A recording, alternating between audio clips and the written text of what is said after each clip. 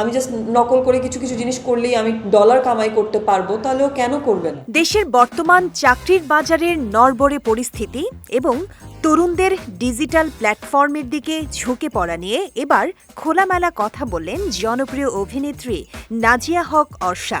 তার মতে, বর্তমান বাস্তবতায় তরুণদের টিকটক বা অন্যান্য মাধ্যম ব্যবহার করে আয় করাটা মোটেও অস্বাভাবিক নয়।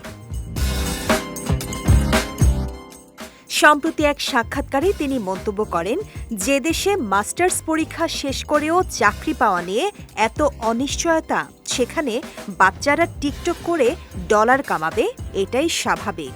মাস্টার্স পরীক্ষার পরে চাকরি পাওয়া নিয়ে এত অনিশ্চয়তা, সেই দেশে বাচ্চারা টিকটক অর্ষা বিষয়টিকে নেতিবাচকভাবে দেখতে নারাজ, বরং যারা এই প্ল্যাটফর্ম কাজে লাগিয়ে আয় করছেন তাদের তিনি স্মার্ট ও উদ্যোগী মনে করেন। অভিনেত্রীর সাফ কথা, আমি যদি শুধু অন্যকে নকল করেও ডলার আয় করতে পারি তাহলে কেন করব না। তিনি জানান, তার চারপাশের ছোটদের বেশিরভাগই এখন বই বা সিনেমার চেয়ে মোবাইল গেমস ও টিকটকে বেশি ব্যস্ত থাকে।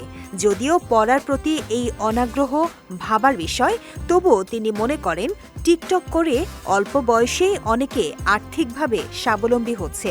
তারা দেশ বিদেশে ঘুরছে এবং নিজেদের জীবন গুছিয়ে নিচ্ছে।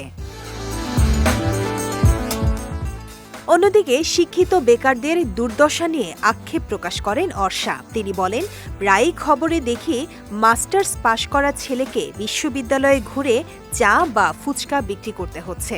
কাজ ছোট না হলেও একজন তরুণের জীবনের ২৫ বছর পড়াশোনায় বিনিয়োগ করার পর যদি এই পরিণতি হয় তবে তা হতাশার।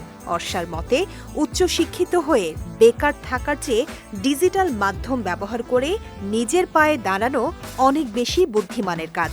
ভবিষ্যতে শিক্ষিত বেকারত্ব আমাদের জন্য দুঃস্বপ্ন হয়ে উঠতে পারে বলেও শঙ্কা প্রকাশ করেন তিনি।